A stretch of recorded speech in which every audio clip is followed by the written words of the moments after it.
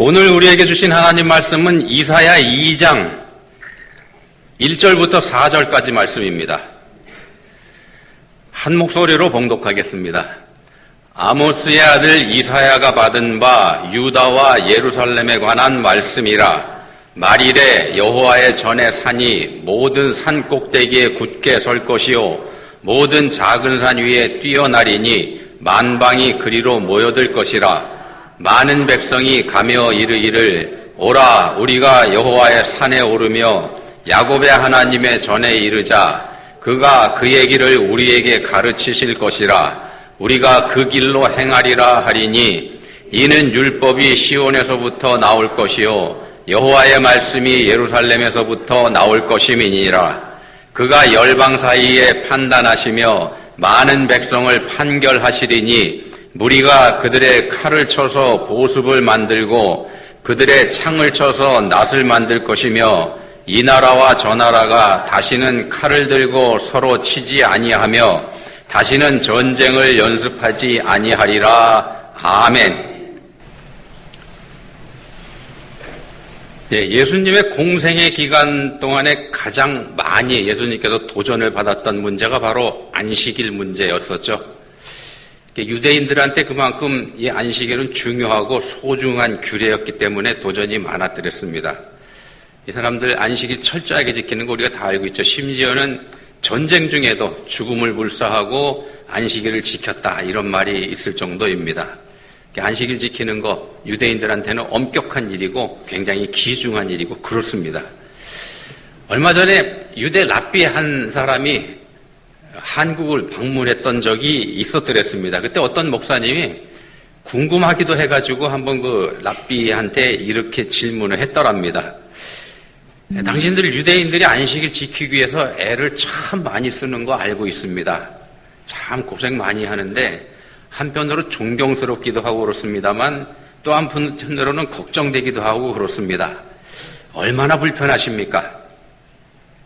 일상생활은 물론이고 심지어 안식일이면 길을 오가는 것까지 마음대로 하지 못하고 모든 게 다 올스톱 돼버리니까 이게 얼마나 불편할까요? 얼마나 불편하십니까? 이렇게 물어봤습니다. 그랬더니 이 말을 들은 랍비가 껄껄 웃으면서 이렇게 대답을 하더랍니다. 아유, 오해가 많으셨습니다. 우리는 안식일 때문에 불편한 게 아니고요. 안식일 때문에 삽니다. 일주일 내내 아침부터 밤까지 바쁘게 살다 보면 어떤 때는 밥 먹을 시간도 없이 바쁘게 지나가게 되는데 근데 안식일이 시작되는 순간에 모든 것 다 중단해버리죠. 전화를 걸지도 않고 전화가 와도 받지도 않고 TV나 신문 같은 거 일체 보지도 않고 그냥 가족들하고 함께 회당에 가서 예배드리고 와서는 하루 종일 놀고 쉬고 그렇게 지냅니다. 자, 이런 안식일이 없다면 우리가 어떻게 살겠습니까? 야고보서 1장 25절에는 그런 표현이 나오죠. 자유롭게 하는 온전한 율법. 자유롭게 하는 온전한 율법. 유대인들이 율법의 짐에 눌려서 사는 것처럼 우리에게는 그렇게 보입니다만 정작 하나님의 율법은 우리에게 자유를 주기 위한 목적으로 만들어진 겁니다. 물론 이 사람들이 자기들이 율법을 짐으로 만들기도 했습니다만 하나님의 원래 목적은 자유롭게 하는 목적이 있습니다. 마치 이런 겁니다. 우리한테 교통법규가 있죠. 신호등이 우리의 길을 방해하지 않습니까? 신나게 쭉 가고 싶은데 신호등이 우리를 붙잡아 세웁니다. 속도를 막 내고 싶은데 그놈의 교통법규가 우리를 속도 못 내게 하죠. 그렇지만 바로 그 법규 때문에, 교통법규 때문에 우리가 편안하고 또 안전하게 운전하면서 할 수 있는 거 아니겠습니까? 법규가 우리를 살리고 불법이 우리를 망하게 하고 그렇게 합니다. 바르게 된 법은 그 법을 지키면 우리에게 생명이 된다는 말씀입니다. 사람이 만든 교통법규조차 이럴진데 인생을 살리는 하나님의 법이라면 어떻겠습니까? 인생을 살리는 하나님의 법이라면 어떨까요? 본문 2절에 보시면은 말일에라는 표현이 등장합니다. 말일, 마지막 날 그런 뜻이죠. 마지막 날, 세상의 끝, 종말을 뜻합니다. 세상의 끝이 다다랐을 때 많은 사람들이 하나님 앞으로 몰려올 거다 이런 말씀을 합니다.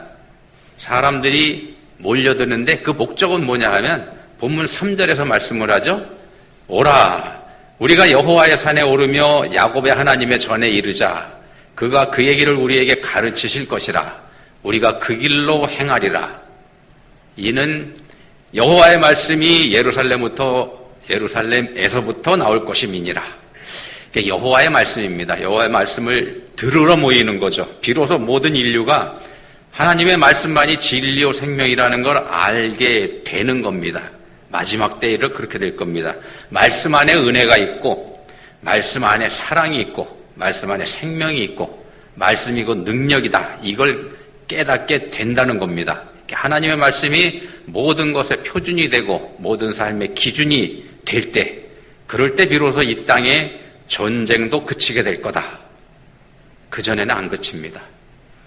그런 능력이 하나님 말씀에 있다는 겁니다. 그런 하나님의 말씀을 듣고서 무시하지 않고, 말씀을 듣고 무시하지 않고 말씀에서 가르친 그 길로 갈 때 모두가 행복해진다. 본문에서 이 말씀을 합니다. 그래서 또 말씀합니다.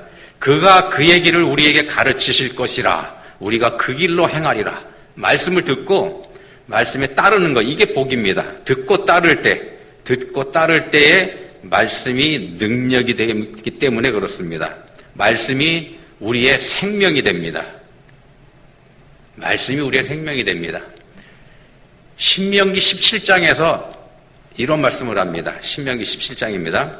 주 너희의 하나님이 주시는 그 땅에 들어가서 그 땅을 차지하고 살 때에 주위의 다른 모든 민족같이 너희도 왕을 세우고 싶다는 생각이 들거든.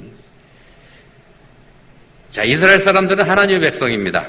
하나님이 직접 다스리시는 신정 국가가 바로 이스라엘이죠. 근데 그럼에도 불구하고 그 이스라엘이 왕을 원한다. 인간 왕을 원한다. 그러면 하나님께서 그 왕을 주실 건데, 근데 하나님이 세우시는 이스라엘 사람이 왕이 될 것인데, 그때에 그 왕이 지켜야 될 법을 여기서 계속해서 말씀을 합니다. 어떤 법을 주시냐?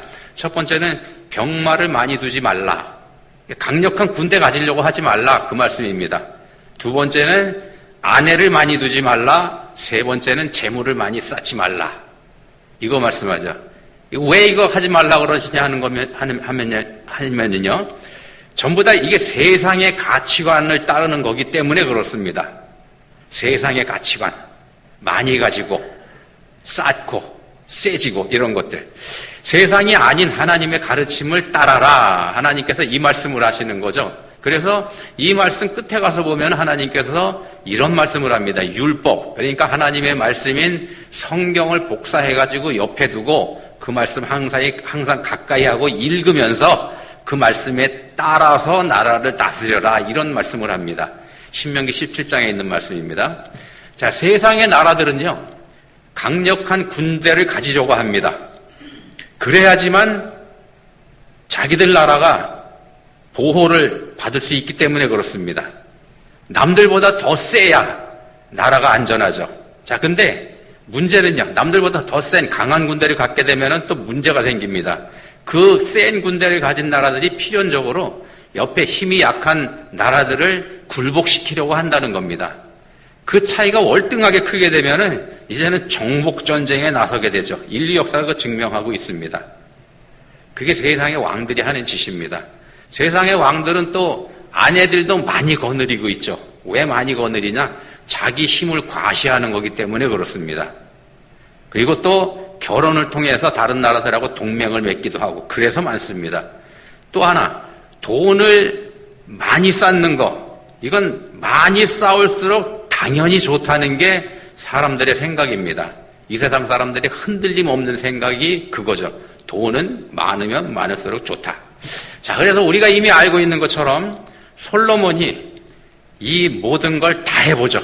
하나님께서 왕은 이거 하지 말라 이렇게 말씀하셨는데 솔로몬은 정면으로 그 말씀을 어기고 이걸 전부 다 해봅니다. 군대를 키워보고요. 아내를 1000명이나 거느려보고 재물은 차고 넘쳐서 그때에는 은을 돌처럼 여기던 그런 시대가 되게 합니다. 그 결과가 뭐죠? 우리가 잘 아는 것처럼 헛되고 헛되며 헛되고 헛되니 모든 것이 헛되도다. 솔로몬이 자기 입으로 직접 고백했단 말입니다.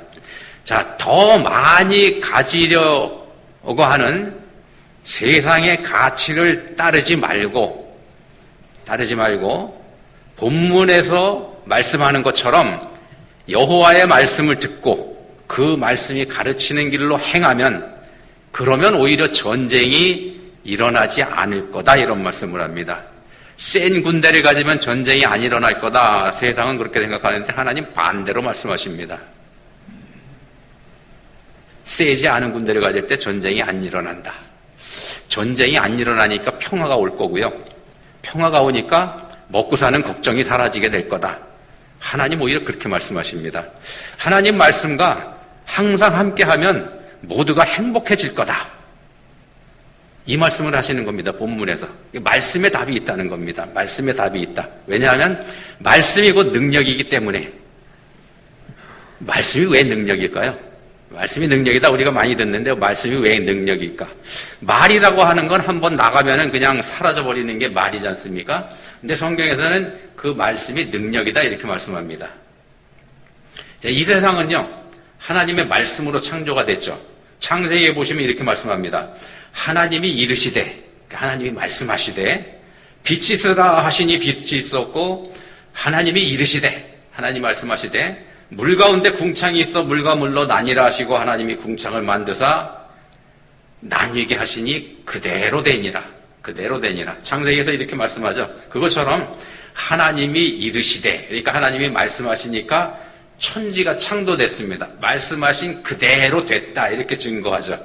말씀이 이 세상을 창조하셨습니다. 그래서 요한복음에서는 이 말씀은 곧 하나님이시니라 이렇게 증거하기도 합니다. 말씀이 곧 하나님이시니라. 말씀만 하신다고 그대로 되는가? 어떻게 그럴 수가 있는가? 우리가 가지고 있는 의문입니다. 말씀하시는데 어떻게 그냥 그대로 되지? 말씀이 능력이라고는 하지만 어떻게 되나? 창세기 말씀을 자세히 보면은요, 그에 대한 답도 사실은 있습니다. 이렇게 말씀하죠.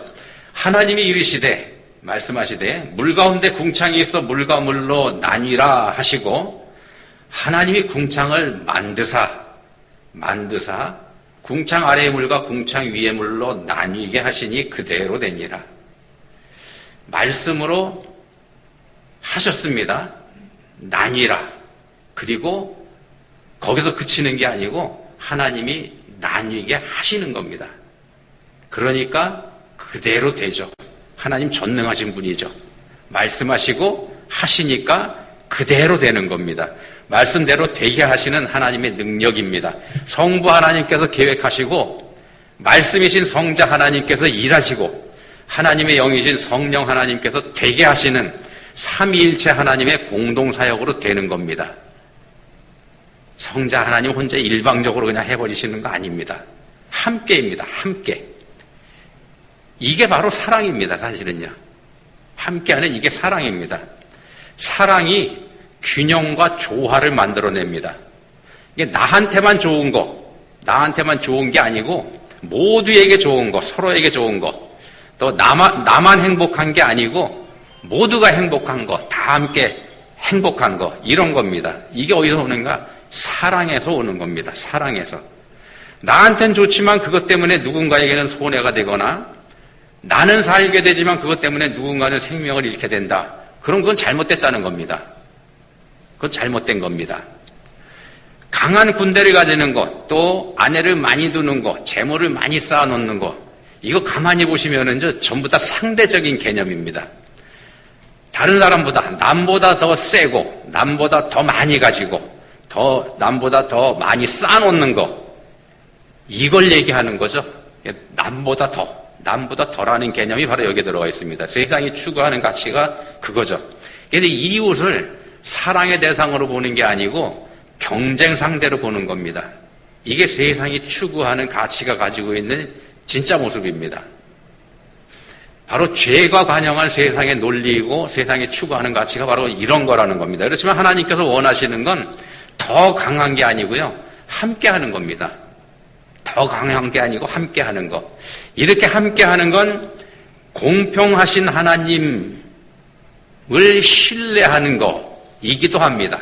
하나님은 공평하시다는 것, 이걸 믿는 것이기도 합니다. 하나님은 공평하시다, 이거 믿는 거예요. 하나님이 공평하시다는 거 여러분 믿으시나 모르겠습니다. 하나님 공평하신 분이죠. 근데 우리가 착각하는 거 있습니다. 공평하고 평등하고는 다른 겁니다. 공평하고 평등은 다릅니다. 우리가 공평을 평등으로 혼동을 하기 때문에 하나님을 원망하는 일이 경우가 많습니다. 그런데 분명히 다릅니다. 하나님은 공평하신 하나님이지 평등하신 분 아닙니다. 성경을 유심히 읽어보시면은요, 성경 66권 전체에 평등이라는 단어 단 한 번도 안 나옵니다. 왜냐하면 그거 하나님께서 원하시는 단어가 아니기 때문에 그렇습니다. 우리는 다 평등해야 된다. 그게 공평이다. 이렇게 생각하는데 아니라는 말씀입니다. 평등을 추구한 공산주의가 망했죠. 그 까닭이 바로 여기에 있습니다. 하나님 가르침하고 딴 데로 갔기 때문에. 그러니까 당연히 망하죠. 사도행전의 초대교회 유무상통의 사회를 이루었더랬습니다. 그 중에 가난한 사람이 없으니 이는 밭과 집 있는 자는 팔아 그 판 것의 값을 가져다가 사도들의 발 앞에 두매 그들이 각 사람의 필요를 따라 나누어 줌이라 이렇게 말씀하죠. 각 사람의 필요에 따라 나누어 주는 것, 이게 공평한 나눔입니다. 각 사람의 필요에 따라 나누어 주는 것. 근데 이걸 평등하게 나누면 어떻게 되는가 하면은요, 모든 사람이 다 똑같이 나눠 가지는 거죠. 더 필요한 사람이지만 정해진 만큼만 줍니다. 모자라죠. 어떤 사람은 전혀 필요하지 않은데 남들하고 똑같이 공평하게 줍니다. 그게 뭡니까? 필요 없는 사람한테 나누어지면 그게 뭐가 됩니까? 공산주의가 망한 이유가 바로 여기 있습니다. 공산주의가 잘못 이해를 했었던 거죠. 본문의 말씀처럼 그의 길을, 그러니까 하나님의 길을 우리에게 가르치실 때 우리가 따라가야지 된다는 말씀을 지금 드리고 있는 겁니다. 하나님의 길을 우리한테 가르쳐 주실 때 우리가 따라가야 되는 겁니다. 믿음으로. 아브라함은요, 약속의 아들 이삭을 바치라고 하나님 명령하셨을 때 순종했습니다.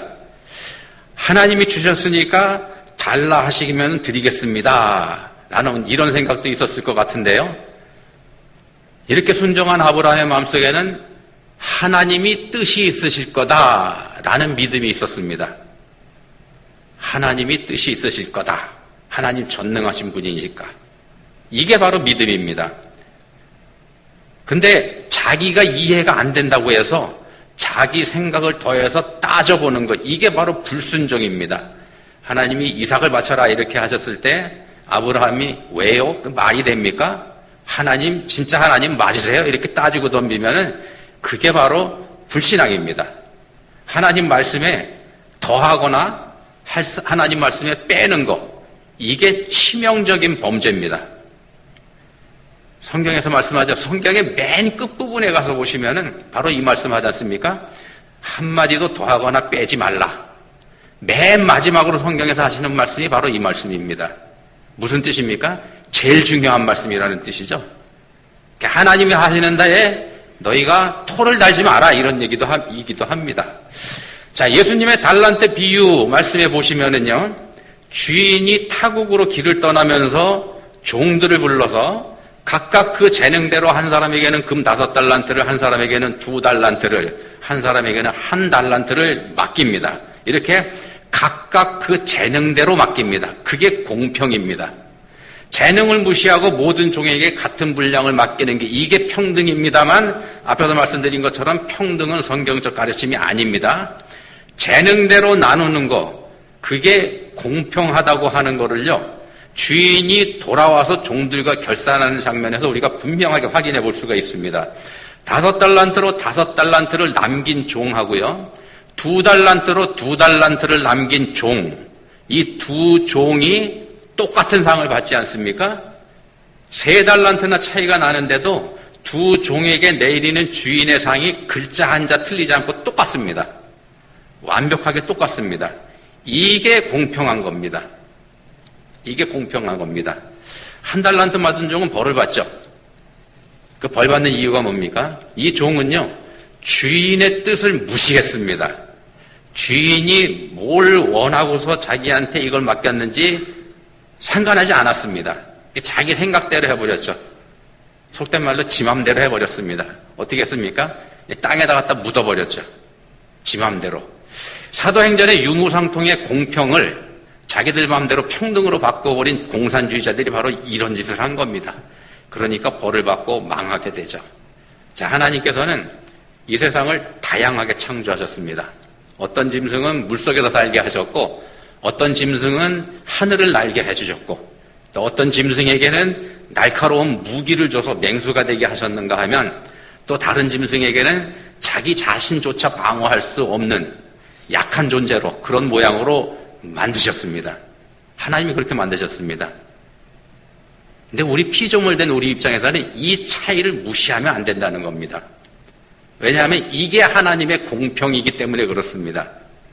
하나님 편에서는 모두 다 똑같이 반드시 필요하기 때문에 그렇게 만들어 놓으신 겁니다. 그 어떤 것도 없어서는 안 되는 소중한 것들이기 때문에 우리가 머리를 이해가 안 가죠. 그래서 우리는 불평하고 원망합니다. 누구는 재벌 가문에 태어나게 해주시고 나한테는 먹고 살기조차 힘든 삶을 한평생 버겁게 살게 해주셨냐, 이렇게 하면서 원망을 합니다.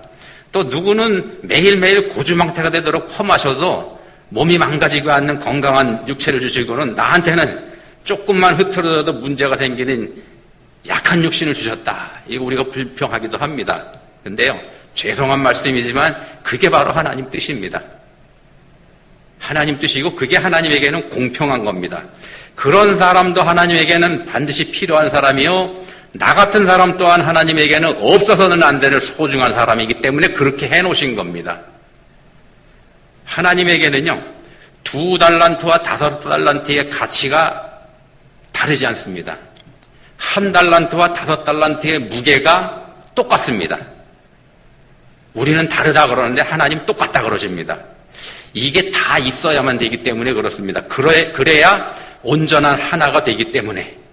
예를 들면 이러갑니다. 우주로 날아가는 인공위성의 수많은 부품 중에서 없어도 되는 부품 하나도 없습니다. 수만 개의 부품이 있는데 그 중에 어떤 거는 무지하게 비싼 부품이고요, 어떤 거는 몇 푼 되지 않는 싸구려 부품입니다만, 그 수만 개의 그 부품들 중에서 하나만 없어도 안 됩니다. 사고 나죠. 인공위성이 폭발해서 전체가 다 사라져버립니다. 그런 겁니다. 공평하신 하나님께서는 마지막 날에 이르러서 우리하고 결산하실 때 공평하게 우리에게 대가를 치러 주실 겁니다. 그걸 위해서 하나님께서 하나님 방식의 공평을 우리한테 주신 겁니다. 하나님 믿고 우리에게 주어진 삶을 정직하고 진실하게 우리가 살았다면 마지막 심판 때에 합당한 복을 우리에게 주실 것이고요, 반대로 내게 없는 것 핑계로 한평생 원망하고 불평하면서 살았다면 그에 합당한 공평한 판결을 또 우리에게 해주실 겁니다. 그게 당연합니다. 아우구스티누스라고 하는 사람은 이런 말을 했습니다. 인간은 그가 알고 있는 것으로 평가될 게 아니라 그가 사랑하는 것에 따라 평가돼야 된다. 얼마나 알고 얼마나 많이 가졌나 그걸로 평가될 게 아니고 그가 뭘 사랑하는지 그걸로 그 사람 평가해야 맞다. 뭘 사랑하는지로 그 사람의 가치와 삶을 알 수 있다는 겁니다. 세상을 사랑하는 사람에게는 하나님이 보이지 않습니다. 하나님 편에서는 평가할 게 없습니다. 그런 사람이에요. 그렇지만 하나님을 바라면서 하나님의 은혜를 사모하고 하나님을 사랑하는 사람에게는, 그런 사람에게는 이 세상은 잠깐이요, 하나님은 영원하시다는 게 그 사람의 삶에서 분명히 드러나 보이게 돼 있습니다. 하나님께서는 그런 삶을 평가하지 않으실 수가 없으시겠죠. 모든 사람의 삶이 다 같을 수는 없습니다. 이거 한번 생각해 보시면 어떨까 싶습니다. 지금 여러분이 임종을 맡고 있다. 지금 여러분이 임종을 맡고 있다. 이거 한번 가정해 보시기 바랍니다. 이제 곧 여러분이 세상을 떠날 겁니다. 가족들이 여러분의 임종을 지금 지켜보고 있습니다. 그런 시간이라 그러면 그 시간에 여러분에게 가장 필요한 게 뭘까요? 여러분이 그때 뭘 가장 필요로 하시겠습니까? 정말로 필요한 거. 내가 이제 곧 얼마 지나지 않아서 하나님 앞에 서게 될 건데 그때 내게 필요한 게 뭔가? 다른 거 없습니다. 딱 하나입니다. 하나님의 말씀, 내가 너를 사랑하노라. 이 말씀만 우리한테 필요한 겁니다. 마지막 순간에. 본문에서 하시는 말씀이 바로 그런 겁니다. 호세아 2장 22절, 또 6장 6절, 여기 보시면은, 외우기가 좋죠? 2장 22절, 6장 6절. 여기 보시면은, 같은 말씀이 나오는데, 공동번역 성경에서 이렇게 번역을 했습니다. 나 야훼의 마음을 알아다오. 나 하나님의 마음을 좀 알아다오. 이 말씀을 여기서 합니다. 우리에게 원하시는 건 하나님 당신의 마음을 알아달라는 겁니다. 하나님께서 나를 얼마나 사랑하시는지 그거 좀 알아다오. 하나님께서 말씀하시는 겁니다. 우리에게 가르쳐 주시는 말씀이 바로 그겁니다. 본문에서 모든 인류가 하나님 전에 나가서 들어야 되는 말씀이 그겁니다. 내가 너를 사랑하노라. 그 말씀 믿고 따르는 것. 자, 그 말씀을 듣는 것. 그리고 그 말씀을 믿는 게 곧 하나님의 길로 행하는 겁니다. 하나님이 여러분을 사랑하십니다. 기도하시겠습니다. 하나님 아버지, 저희가 가는 저희의 길에 하나님께서 복 주시기를 저희는 원하고 간구해 왔습니다. 하나님이 반드시 도우셔야 된다 이렇게 생각하고 또 그렇게 주장해 왔습니다. 그러나 저희의 길이 아닌 오히려 하나님의 길을 가는 게 믿음이요 그 길이 진리다 말씀해 주셨습니다. 이제는 믿음으로 주의 길을 가기 원합니다. 말씀을 듣고 또 들은 대로 행하는 저희 모두가 되게 해주시기 원합니다. 저희에게 믿음 주시기 원합니다. 예수님 이름으로 기도합니다.